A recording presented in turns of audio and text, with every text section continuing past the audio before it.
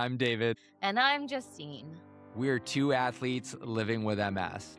And this podcast is about the real stories of coming back to sport. Or starting fresh after illness, injury, or a diagnosis with long-term challenges. It's about learning how to return on your own terms. This is Adaptive LiMitS.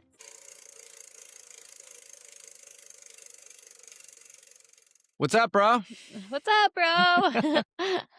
Before we I'm get good. into today's topic, what is new in your world? Yeah, what is new in my world? So yesterday I went on my first after work bike ride, which was amazing with the days getting longer. I felt like I had an hour or two, and so nothing crazy. It was like 16 or 17 miles, but it was just good to be out on the bike. So that's been fun. I'm going to the PPC conference, which is where you and I first met. What was it? Is it a year? I feel like I've known you for like Yeah. 10. But so I'll be going to DC and to do advocacy stuff for the MS Society. I'm a little worried because I've been battling fatigue lately and brain fog, and I still have a little bit of PTSD from my travel last summer. And so a big long trip on a plane. So I've made sure that I ordered a meal on the flight because I know it's 5 hours and I'm leaving early and things will be closed. I'm going to be packing Bobo bars. I'm going to be doing all that stuff. So I'm trying to prep as best as I can. But then there's also been the added layer of what do I do with training? And so the great thing I've done is using Training Peaks with my coach is that I can block off days in advance. I'm not going to be here. I'm not going to be there. And these next couple of weeks are interesting because last week had some basketball tournament for my son, and I was at an Airbnb, so I had no access to anything. And then this weekend, I'll be at a hotel, so I will have some access to maybe some weights and a bike.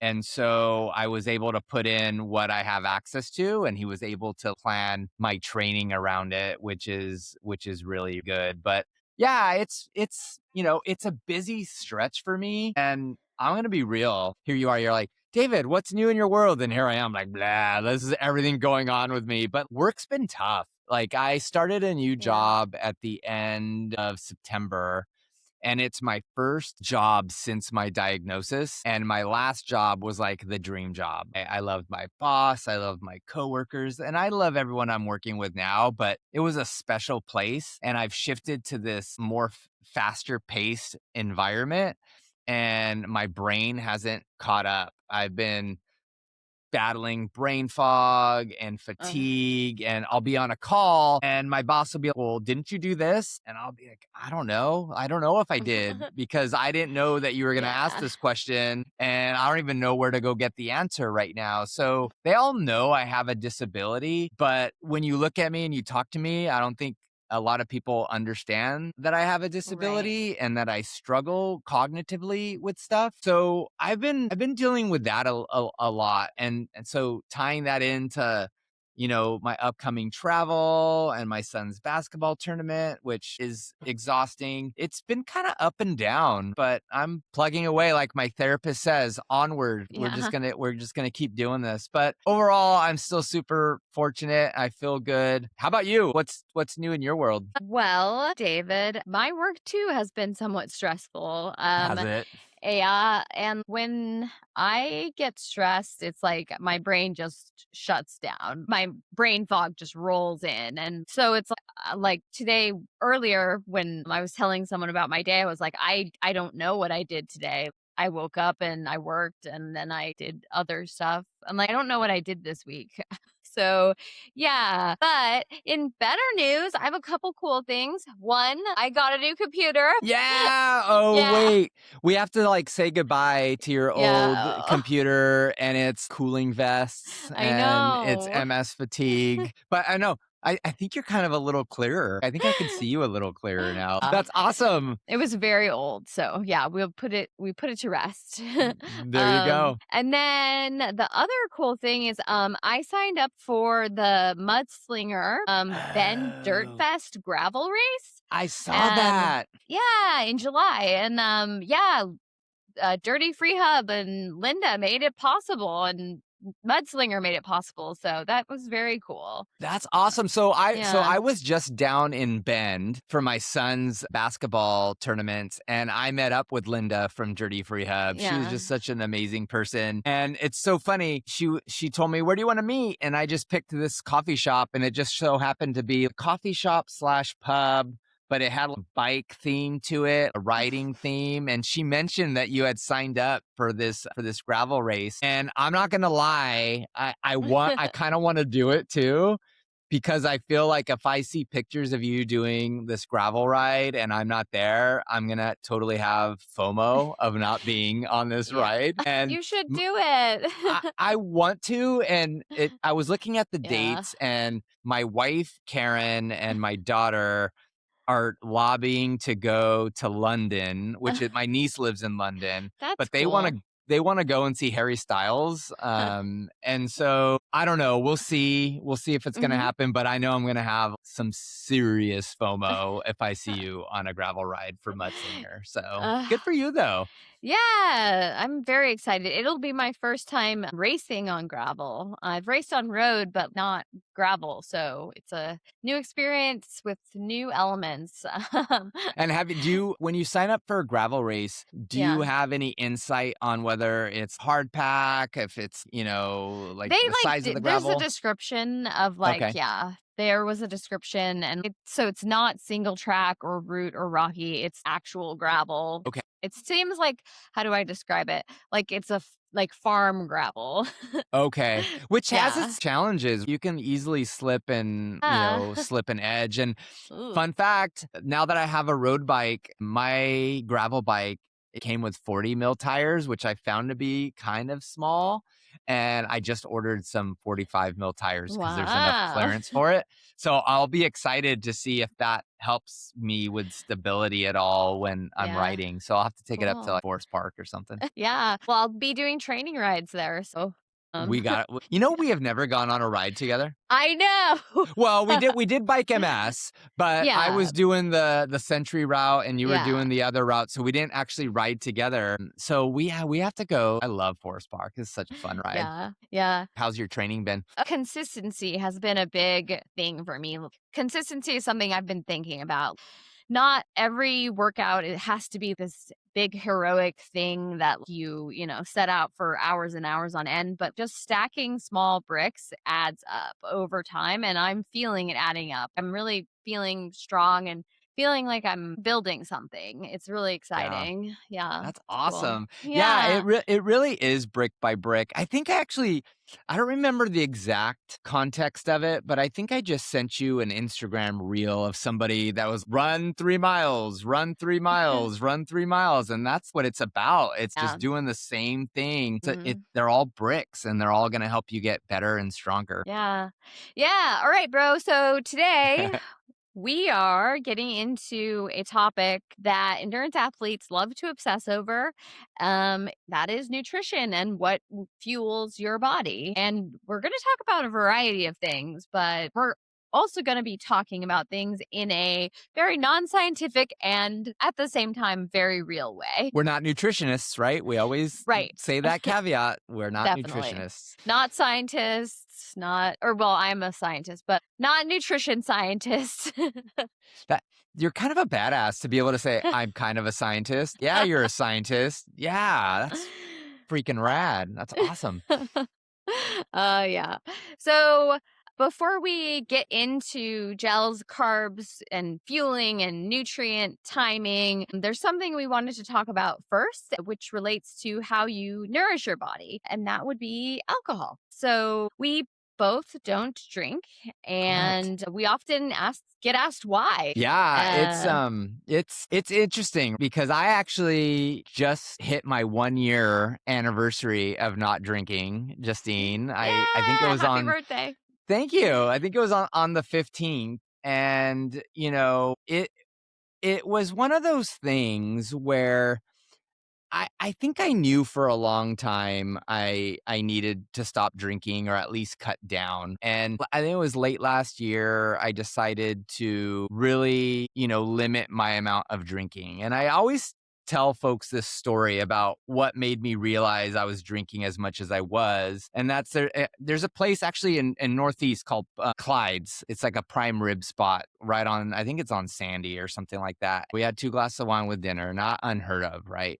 Well, fast forward, we're driving home and we say to each other, let's grab a nightcap. So we stopped at like the local market. So she got a bottle of white, I got a bottle of red. We went home and had that nightcap, but it ended up being, I think, 2 or 3 glasses. But if you tally it all up together, we had had a bottle of wine, and that wasn't a rare occurrence. That was happening quite a bit. And I knew when I got diagnosed that alcohol was probably going to be something that I felt was something I was going to have to limit. But I think I had to get there on my own terms. And it started with, I'm going to limit the amount of alcohol I'm going to drink. And then it turned into, I just don't drink anymore. So, how did it feel when you stopped drinking? For your athleticism, how did it feel?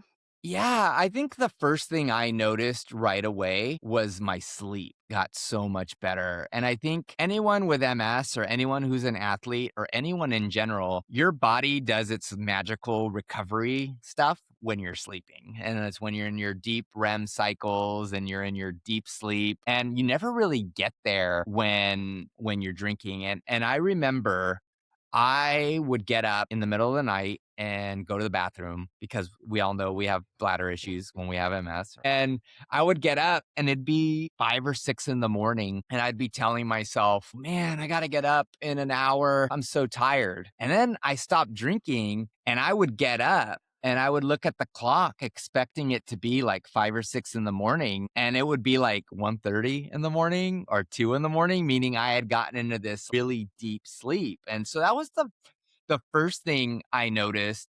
I think the one thing that I really embraced was, and I don't want to get preachy because my wife still drinks, right? I have my friends drink. So I'm not preachy about you shouldn't drink. But for me, I was starting to view alcohol as a toxin. If you drink enough of it, it'll kill you.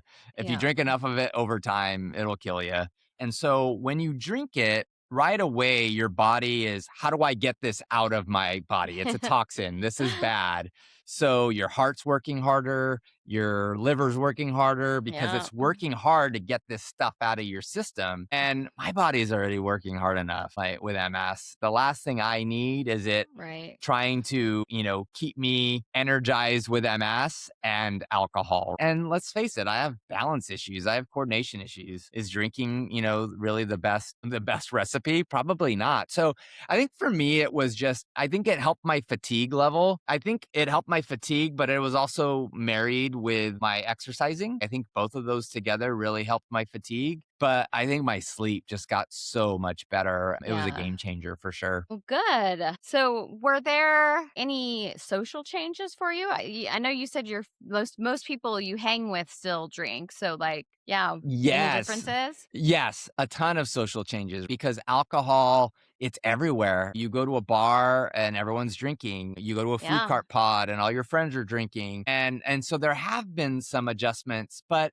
they're really not as hard as I thought they were going to be. For instance, I talked earlier, we went to Bend and we were at my son's basketball tournaments. A bunch of the parents were getting together, or you'd go to a food cart pod, everyone's holding a beer or a glass of wine. And there were times I would grab a glass of water, put a splash of lemonade, and that's what I was holding. And it's funny because your brain kind of just goes to wanting to hold something, to feel like I have something in Yeah. my hand. And the other great thing is so many bars now offer fantastic NA options. Right. Yeah, they do. It has come Yeah. so far from where it was. I had a fresh squeezed Deschutes non-alcohol IPA.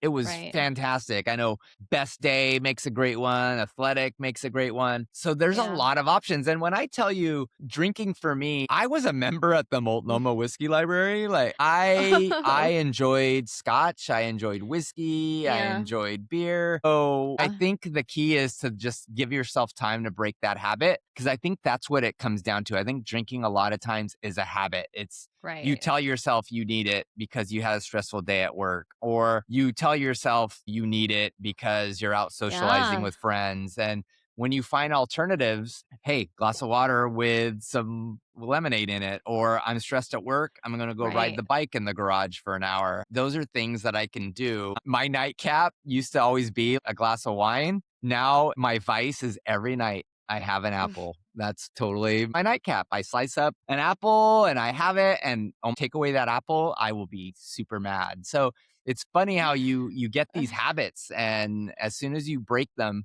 sky's the limit. You can do a lot of things. And when I Yeah. say this, I in no way want to minimize that alcohol can be a struggle for a lot of people. Personally believe it's a disease, and it's some people, it's not as easy as just I'm going to stop. So I in no way want people to think, yeah, everyone can just quit. It's that easy. No, I get it. It's hard. But for me, I was in a position where I could, so I did. Right. Yeah, that's really great. How I about you? I know mean, you don't yeah. drink. I know you don't drink either. So how about Yeah. you? Like, what's your story? I mean, so I just love that you're talking so openly about this. A lot of that story resonates with my story, and I'm sure it does with other people's too. I think I'm coming up on 5 years now. Whoa. This summer, yeah. And so and I think when I was first diagnosed, that was 10 years ago, and so I stopped drinking 5 years ago. So I knew when I was diagnosed, I knew that I might think about stopping, but I didn't quit for 5 years. Yeah. So it took me a while before I got there. Yeah. Very similar to me. I got diagnosed going on 5 years, and I just hit my 1 year. So, Yeah. and again, when I got diagnosed right away, I thought to myself, yeah, quitting Might be a good drinking might idea. be a good idea. Inflammation, alcohol, but it Right. takes you a while to get there. And now I don't even think about it. Wow. Wow. That's great. There's a lot of stigma around being sober, and I want to call that out. And, I'm going to share high level details about why and the things that are most relevant here. And I hope those will be helpful. And, it's just quitting drinking is a really personal thing for many people. I was a daily drinker. I think when I was out with friends, or stressful day at work, or like you said, Sure. a nightcap, when you're having one, you might as well have another, or meeting up with friends. So for me, stopping was honestly, it was a combination of things. And what I will get into is my health was a huge consideration. I was just quit right around the time I was getting into ultra running and really getting into like training it to be an endurance athlete, and also I had MS. Yeah. uh Oh, yeah. There's that, right? Yeah. Oh, yeah, there's that.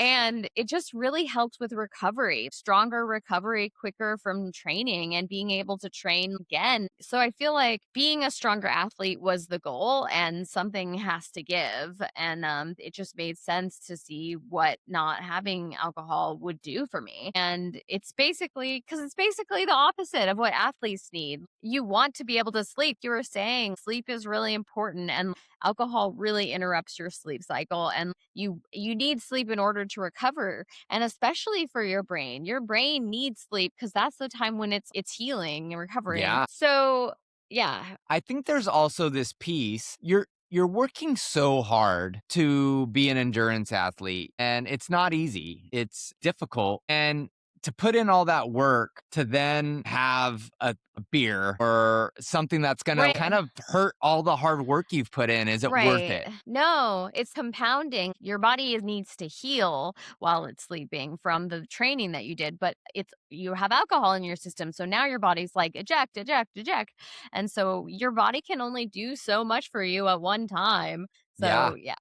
Um Yeah, totally. yeah, and so quitting 5 years ago honestly might have saved my life. The doctors think, I've heard this from a couple people, like a couple doctor people, that part of the reason why my neuroplasticity and my brain recovery from the brain injury went so well was possibly because I just had long time of not being exposed to alcohol. So Wow. my brain was able to recover. Yeah. Amazing. That's so our bodies So are super complex, and oh, there's I so know. many. It's fascinating Right. to think that Yeah. that had an impact on your Yeah. recovery.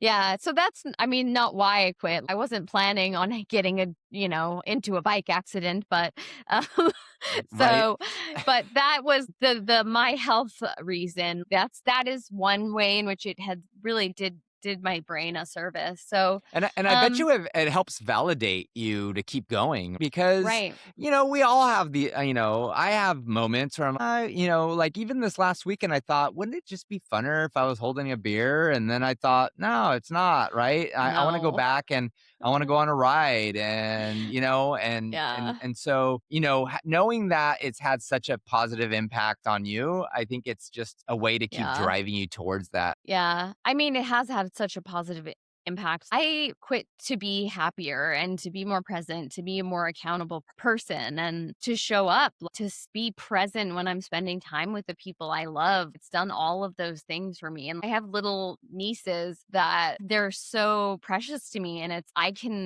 when I visit them, I had dinner with them last night. And when I'm with them, I'm just fully present, fully in the moment, enjoying, taking in the joy and feeling joyful and sharing that. And so it's made that was a good reason, and I'm seeing the benefits of it. I think it just was really important for my health in so many ways, mentally and physically. Absolutely. And I think, there could be different levels and there's not a you need to be sober or you need to it's not black and white. There's color to it. And for me, I wanted it to be just, I'm gonna close that chapter, but I Mhm. totally, uh, can see folks who maybe limit, the amount that they drink. I'm when I watch, like, bike races, I'm watching the Tour de France, and sure enough, like, they're cracking champagne after they win a stage. So, just because 'cause you're an ultra athlete doesn't mean that you're not going to drink, but just for me, Right. being an athlete and living with MS, I felt it was the right decision for me. Totally. And the biggest change for me really was the sleep. And when you have MS and a brain injury, sleep is everything.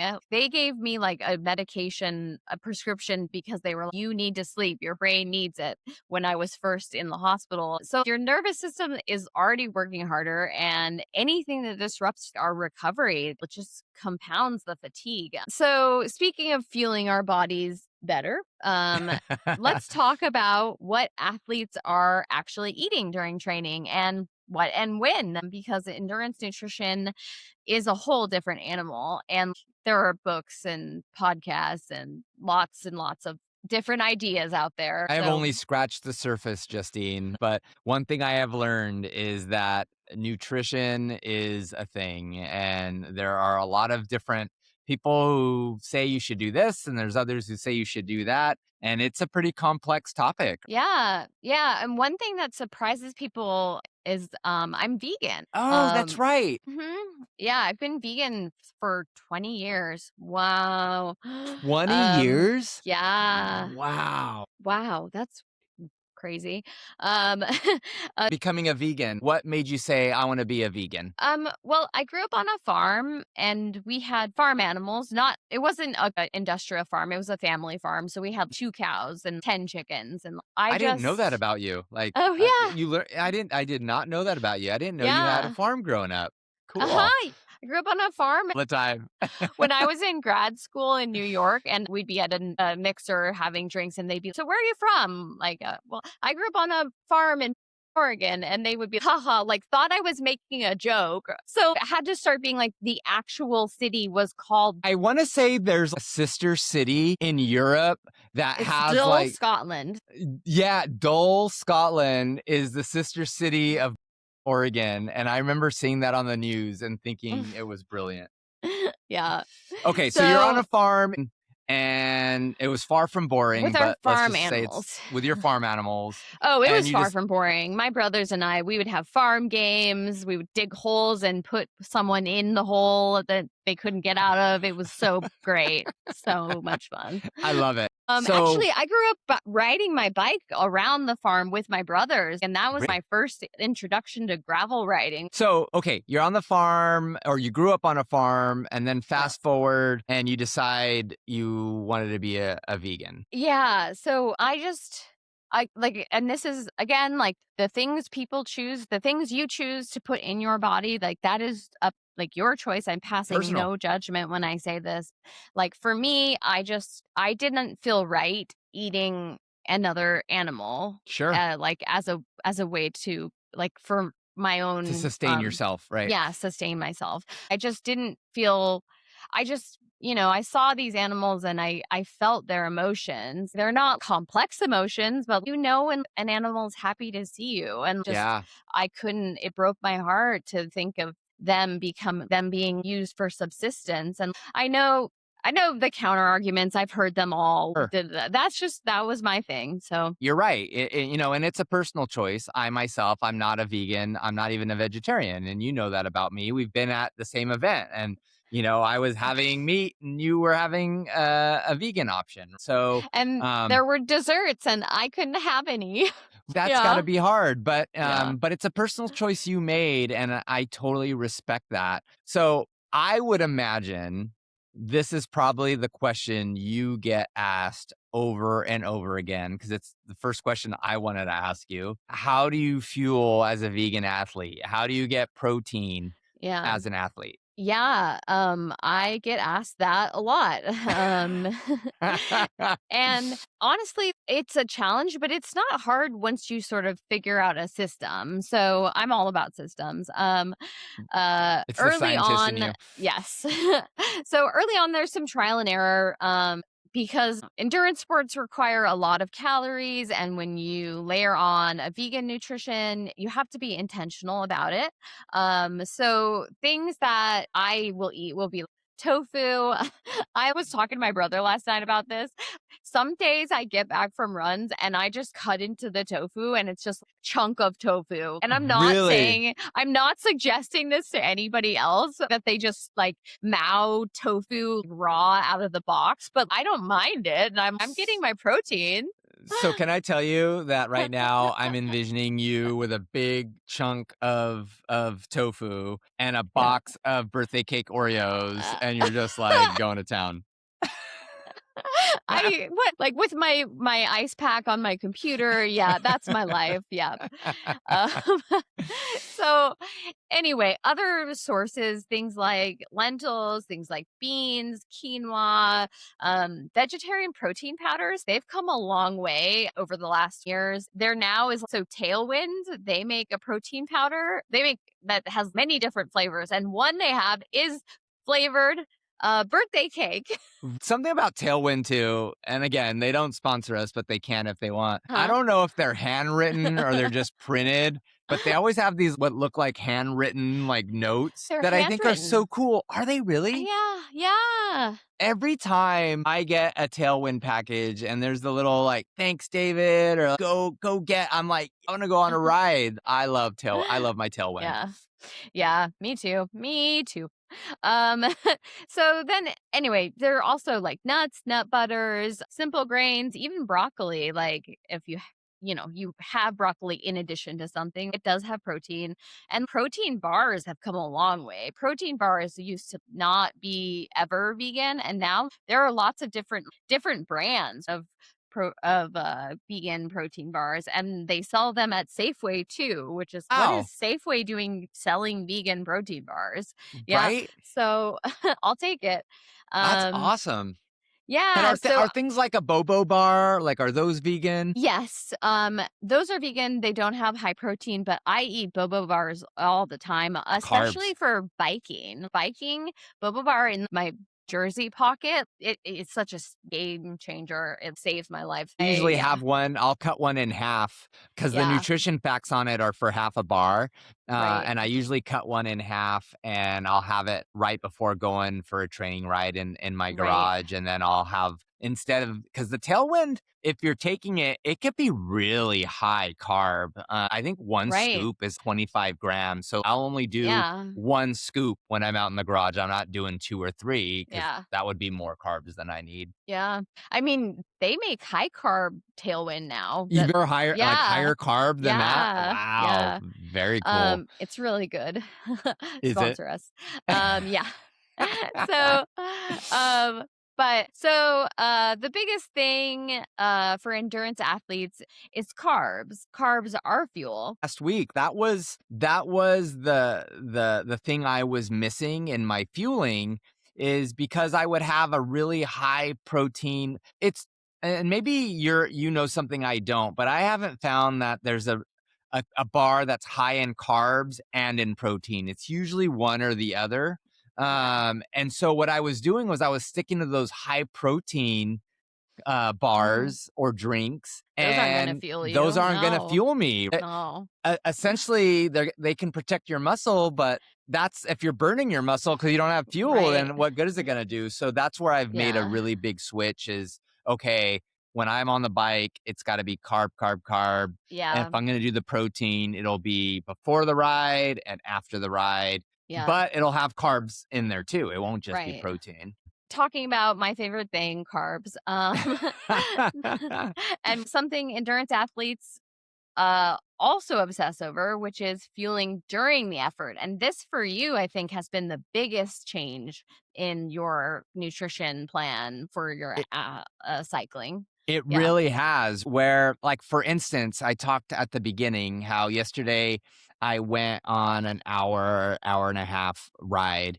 And in the past, I would have just gone with water, or I would have gone with just water with electrolytes, and that's bad. I'm not Yeah. fueling myself, and so I had half of a Bobo bar before I even got on the bike, and then I loaded up my water bottle with some Tailwind, and I knew Mhm. I was getting carbs. And I wasn't gone for a 2-hour ride or a 3-hour ride, but I had enough carbs to sustain me. And I was getting kind of the guidelines of what my coach said, which is I think under 75 minutes was 0 to 60 grams for an hour. And I was having maybe a little bit of more than that because I think I threw in a banana or something like that. So yeah, I went from having very minimal carbs to, and I think maybe where the confusion lies is I think I maybe assumed that some of these protein bars had carbs Oh yeah. and they didn't, right? And so I've gotten really better at reading the labels and okay, this has this many carbs, will that sustain? I'll even a lot of times will throw in an extra pack of Cliff Blocks or maybe some gummy bears in my back pocket. If I run Mhm. out or decide to ride a little longer, I still have some Right. sugar to take. So I think one of the biggest fans of my fueling discovery is my son because we went and bought the big Ziploc bag of gummy bears Oh and I just wow. grab like a handful and I throw them in a bag and my son now is like, "Hey dad, can I have some gummy bears?" I'm like, "Go for it, dude. Like they're all yours." So he's pretty stoked that we have big quantities of gummy bears at the house. Yeah. Yeah. So you said before an effort, maybe you'll have a half a boba bar. And for me, the goal is pretty simple. I want easy digestion, right? So nothing weird, nothing. I don't want to experiment with anything on race day either. I want something that is tried and true and not has too, and something that does not have too much fiber. Yeah. So things that like some examples of things to eat before are oatmeal, toast with peanut butter, maybe the banana, like you said, or like, um, Yeah, I know in talking to my coach, when I do like a ride in the 2 hours before, and these are if I'm doing just a quick ride, I don't think I need to have 150 grams of carbs. That's probably right. more than I need. But I eat carbs throughout the day. I don't skip carbs. I'll have brown rice for No. lunch. Yeah. I'll have a banana throughout the day. I have carbs throughout the day, but his guidance for me was pre-ride 25 to 50 grams of Yeah. protein, which for me is not hard to get, 100 to 150 grams of carbs, which I was not doing. So if I Yeah. go on a 2 or 3 hour bike ride, I'm probably having one of my morning shakes with protein and some carbs in it. I'm having a banana. I'm having a full Bobo bar, maybe. Yeah. Or if I have a half, maybe I'll Go have it with like crazy. some Quaker oats, Yeah. brown sugar, oatmeal, or something like that.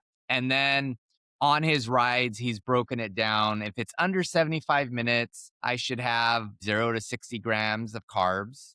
If it's an hour to 2 hours long, bump it up to 30 to 60 grams of carbs. And if I'm doing a 2 hour plus ride, 60 to 90 grams per hour. And this is per hour. So yeah, Mhm. I was nowhere near that. Nowhere Yeah. near that. Yeah. So, yeah, for me, it's when I think about before, I always wake up and I am always making myself a bagel with vegan cream cheese. Like, always just that's the way to start. I know at least I've got some quick digestible carbohydrate right there. Yep. You know what Um, to expect with that. It's no surprises. no. And I raw dog it, meaning I do not toast it.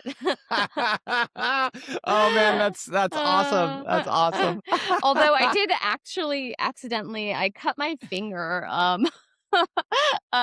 yeah, this is like a month ago because I just didn't use a cutting board. I was letting the bagel holding it, and, like, it was so silly. I had to get 2 stitches. Did you Be really? responsible. Yeah, and it was that's goes back to the theme of last time of Justine, be responsible. Like, And like meeting my wife and use a kids and cutting your legs bleeding and you're use a like, cutting board. yeah. Oh my gosh. Oh my gosh. Justine. Yeah, I know. So, but that really is that I try to keep it really simple and just go for the bagel and then I know if I'm feeling like I'm going to need if I need more, I'll feel it pretty right away on the run and that's when I'm going to start using the gels I have and the drinking the tailwind and stuff. So, yeah. That's Yeah, kind of where I start. and I know during because I think we're going into what do Mhm. we do during too. And Yeah. I know one of the nice routines he has me doing is breaking it up into 30-minute segments. And so Yeah. at 30 minutes, I if I have a bottle loaded with Tailwind, I'm doing 4 pumps of it, and that's my Mhm. fuel. And then 30 Yeah. minutes later, when my bike computer goes off, Right. that's when I'm popping Yeah. two Cliff Blocks, right? And Yep. having those or some gummies. And then Yeah. 30 minutes I'm later, when it's going off again, that's when yeah. I'm taking a bite of my Bobo bar. So, Yeah. Yeah, I'm doing the same thing totally. Set the timer on the watch, the bike computer, and just every 30 minutes, even if you don't feel hungry, it's just that is what is going to keep your body going. And I've played that game where it's, well, I'm not feeling really hungry right now. Maybe I can wait. And then I have bonked bad. So don't play yeah. that game. Yeah. Uh, Bonking is not fun. like we already said, like I mostly focus on carb intake and I try to just rotate through things. I don't have one tried and true. I have many things because it's during a long effort. You might like have be like, I'm sick of this gel. I can't have this ever again. And you need a different gel or you need a chewy Cliff something. Block or something. Yeah. Yeah, shot block. So, but yeah, I like to use SIS. The beta fuel is 40 grams of carbs. Tailwind, like you said, I love Tailwind. 25 grams of carbs in a scoop. So I basically do 2 scoops, if not 3, Yeah. and really just load up. And Precision, Victus gels, carb gels. Question for you. I Yeah. have only had a handful of different gels and I found them to taste disgusting. And so, and I think I should probably start to look at some gels because they're so Uh, convenient to pack in your pocket because they're yeah. so small. What are some good gels? I think you just named a couple, but what are your go to Yeah, gels? I mean, do like Precision is good. You should try or Precision is I really like the flavor. I don't get sick of it. And they are biking focused. A lot of their ads are people biking and using Precision. And so I don't know what it is about their gel formula that makes it better for biking than running or if it's just their thing. But yeah, it's biking focused and they actually have these packs that are like so they have the little gel that's 30 grams of carbs and then they have these like slightly larger packs that are 90 grams of carbs. And if you have the whole pack, you're going to have like 90 gram of carbs like You're done. good for the hour. Uh, Yeah. right. Yeah, Right. And that's why they're biking focused because you want efficiency when you're out there. for So if sure. you're being like taking a gel, just be efficient about it and get all 90 grams. But then you got to So be careful not to have too many grams in the hour because then your body has a tough time to process all those carbs, right? right. So you got to make sure you're not downing the 90 grams of precision with tailwind that's been like And a triple. boba bar. Yeah. And but everything in moderation. So I think this is, one of the things I'm still learning, and I'd love your insight on, is the after. I think a lot of people forget that you need to take care of your body after a ride. What do you do after your runs or after your rides? So after a long effort, I try to eat something pretty quickly and like within half an hour if possible. That's what And my like I've coach told heard that me. that's like good plan. Yeah, okay. So your Yeah, coach yeah. is great. You're And my secondary coach, yeah, Coach like Justine. he's who we're citing, but yeah. Yeah. um The within researcher a in you, the yeah, scientist was I citing need the. citing a coach. Yeah. Um, so within a half hour, I try to, and I also try to make that thing have a reasonable amount of protein in it and be like Mhm. more protein forward. And yeah, the goal is to start the recovery process right then. So the run is over or the ride is done. And now it's time, like we have hit recovery. And so like right away trying to make sure that, yeah, I intake protein, and then I also do want to have some carbs still because you have to think about it also that I'm replenishing for the next run or the next ride. Yeah. I wore myself out the other day running and I didn't do a good job of eating that night after the run, and Mhm. then the next day I had to ride, or the next day I had to ride, and like my legs were like, no, no, ma'am. Really? um, but it wasn't even like they hurt. It was my legs did not have the carbs in them that they need to do the job that I was trying to get them to do. So I was like, Wow. okay, I'm not missing dinner again. Yeah. What do you like refuel with when you Yeah. finish workouts? Yeah, before, like I said, I wasn't doing it right. And since then, my coach, who you cited in our previous, if you can eat within 30 minutes of a ride, that is ideal. I think Hmm. if, you can probably bump it up to an hour, it sounded like, but Right. ideally you want to do it within 30 minutes. And so usually what I do when I get back from a bike ride is I try and find the closest banana because that's like a good place to get carbs. And then I'll supplement that with some quick protein, whether that's a protein drink that you can buy at the store or just a protein bar. And then I take these aminos. I think Kion is the brand that makes them. And I usually will have a glass of that. And then I'll go into Yeah. finding my meal. And usually that meal will have some brown rice in it or some salmon or, something with, carbs and protein. But That's I've so been, culinary. I love it. right, I'm right. like have chunks of tofu and you're like over here with this like 5 star. Well, you could thank Karen. You could thank Oh. Karen for that.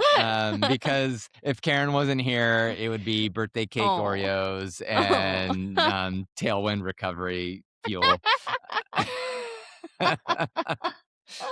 So, Karen, if you're listening, I love you. Thank you for your Yeah, and for culinary everyone else expertise. listening, I'm single. I love it. So we need to find you like Yeah. a chef, like a nutritionist, Yeah. so that Oh, you yeah. can cite them when we're talking on our pod. Yeah, Yeah. it's Yeah, all coming perfect. together, I Justine. love it. It's all I'm so coming together. embarrassed. So I think a good segue is nutrition and MS, because there's a million. I think anyone listening who has MS or any other chronic disease has Yeah. probably gotten the unsolicited email that if you follow this diet, it will cure your MS or it'll make it better, or take zinc, or take Yeah. this or take that. Yeah. And so they're not all created equal. And so tell me, you've had MS longer than I have. You're the OG here. What's MS nutrition? What have Well, you found? I mean, when I first got diagnosed, same deal. I got on Instagram to find people like you and I found so much information about nutrition, and it was like eat broccoli. If broccoli will make you super smart. Don't eat broccoli. Broccoli will kill you. It was It's like never gummy nothing. bear.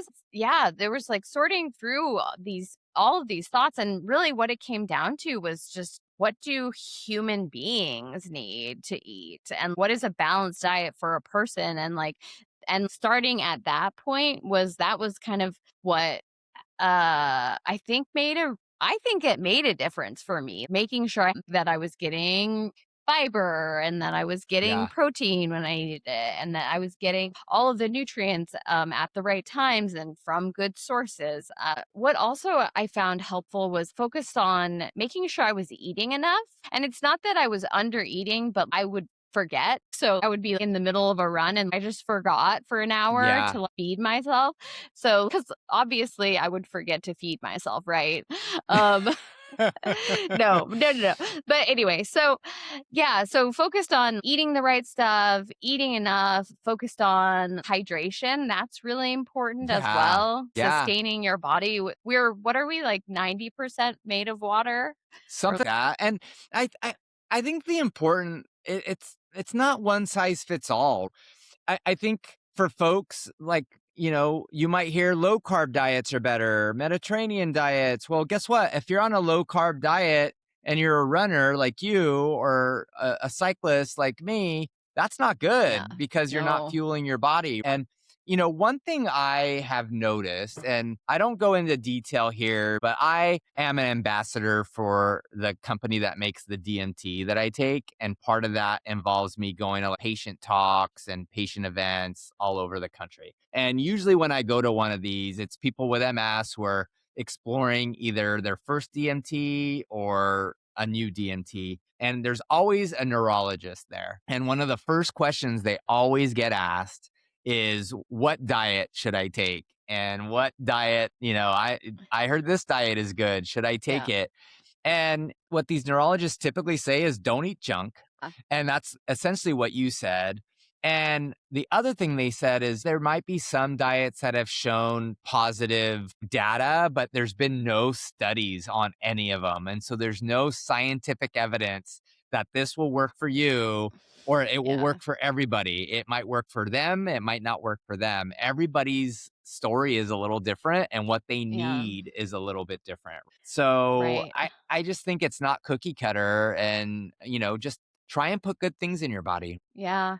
Yeah. So, what are some mistakes you've corrected? I think understanding that carbs aren't a bad word and that your body actually needs carbs to function. It's energy. It's like your car either needs Yeah. gasoline or electricity Right. to run, and that's what carbs are for our bodies. And so that I think has been really good for me, and just making better choices, and you know what?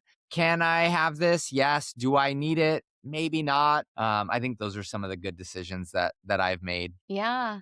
Yeah. And I think that as you were talking, I was thinking about how I think thinking about making sure that I'm eating, dealing with MS fatigue is that's been huge because there are times when the MS fatigue, I start to feel it and coffee isn't working, caffeine isn't working. But then I'll be like, I haven't eaten. I need to eat something so that I need carbohydrates so that my brain can operate and Yeah. that's the energy that my brain needs. And so that's not to say that it's your fault if you have fatigue. Yeah. No, not at all. MS But fatigue is no. real, Yeah, but but it's to say that the way I find that I like feel a little less fatigued is being like, "Oh, I should eat something." And so just feeling well has like been a huge yeah. yeah. Has exercise cured my MS fatigue? And No. Has it made it a little better? I think it has. right. And so I think it's just important to know that we all deal with whether it's MS fatigue or fatigue based on the chronic condition that you have. That's Mhm. always going to be bad. And my goal is to not make it worse. Right. Don't And make it that's what worse I'm with alcohol. Don't make it worse by not eating. well, okay. I feel like every episode we have a theme. I think the theme today was kind of what we're putting in our bodies and that it has an impact on how we live our daily life. Is it a cure? No. But can it make you feel a little bit better, have a little bit more energy, sleep a little better? All these things compound. And so, you're always going to have, if you have MS like we do, you're always going to have MS fatigue, but you don't always have to have MS fatigue, plus you're tired from And not sleeping dehydrated. and you're dehydrated from not drinking and you drank the night before. Those are all things that are in your control. MS fatigue is not, but all the other stuff is. So that would be kind of my theme. And we always end, right? We're not nutritionists. We're not physicians. Mm-mm. Justine is a scientist and cited my coach in his guidance for my fueling. But so just always talk to your physicians, talk to your nutritionists before you do anything like this. And if there's anything you like to hear us talk about, shoot us a note on the gram. It's Justine and I responding to those. Justine, you go by Run with MS. Yep. I'm the Foggy Cyclist, and we also have adaptive_limits. And you can find us on all the platforms. So hopefully this is a useful conversation and people get something out of it. Bye. Thank you. Bye.